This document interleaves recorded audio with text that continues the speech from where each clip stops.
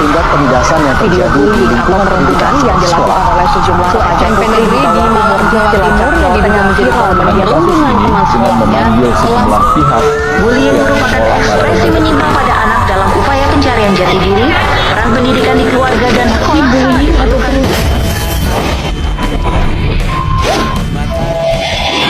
Rekan-rekan semua, masa perkuliahan seharusnya menjadi momen yang paling menyenangkan bagi kita.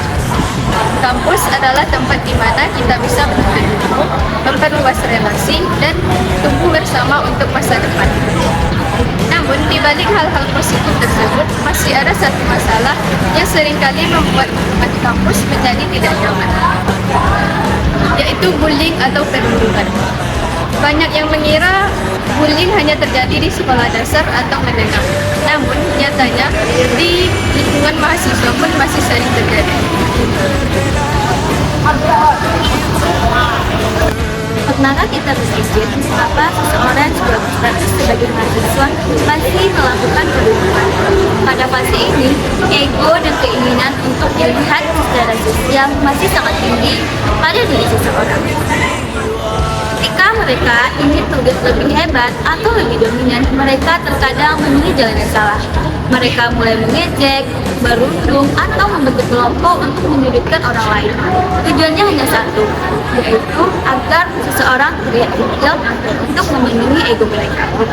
Di era digital seperti sekarang, perundungan tidak lagi terbatas pada interaksi fisik secara langsung. Setiap hari kita menggunakan ponsel, percakapan tidak hanya menggunakan ponsel saja.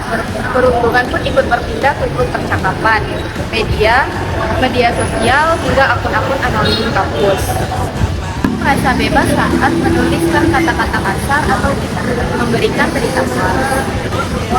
Tegur mereka selalu beralasan itu hanya candaan semata. Hal itu dapat mengganggu ketenangan hidup seseorang. Dampak psikologis akibat diucapkan atau diejek memang tidak terlihat secara fisik, namun dampaknya sangat luar biasa. Rekan kita yang menjadi korban dapat berubah menjadi pendiam, takut datang ke kampus, mengalami penurunan akademik, merasa kesepian dan putus asa. Sangat disayangkan, kita yang melihat kejadian tersebut hanya memilih diam dan bersikap acuh. Kita melihat teman kita yang disingkir atau dijauh, tetapi kita hanya diam karena kita merasa itu bukan urusan kita. Padahal ketika kita memilih diam melihat ketidakadilan, secara tidak langsung kita mendukung tindakan tersebut.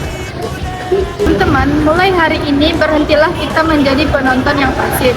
Kita bisa mengubah keadaan dari langkah-langkah kecil, dimulai dari kita sendiri. Mari berhenti menertawakan dan membagikan hal-hal yang dapat merugikan dan merendahkan martabat orang lain. Dan mulai sekarang, coba perhatikan lingkungan sekitar dengan baik. Jika ada teman kita yang menarik diri, sapa dan ajak mengobrol mereka, serta berikan mereka dukungan, sehingga mereka tidak merasa bahwa mereka sendiri. Kampus harus menjadi lingkungan yang aman dan ramah bagi perkembangan kita semua. Menjadi mahasiswa yang kritis tidak harus menjatuhkan seseorang. Gunakan media sosial kita untuk menyebarkan hal-hal baik. Jangan bersikap acuh saat kalian Mari bersama membangun kultur kampus yang ramah dan inklusif. karena akan menjadi pendidikan adalah saling menghargai kemanusiaan. Saya Amin, Saya Ara, saya Astrid, Saya Hiru. saya Kaisa.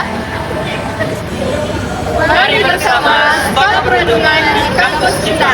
Mulai dari kita, mulai dari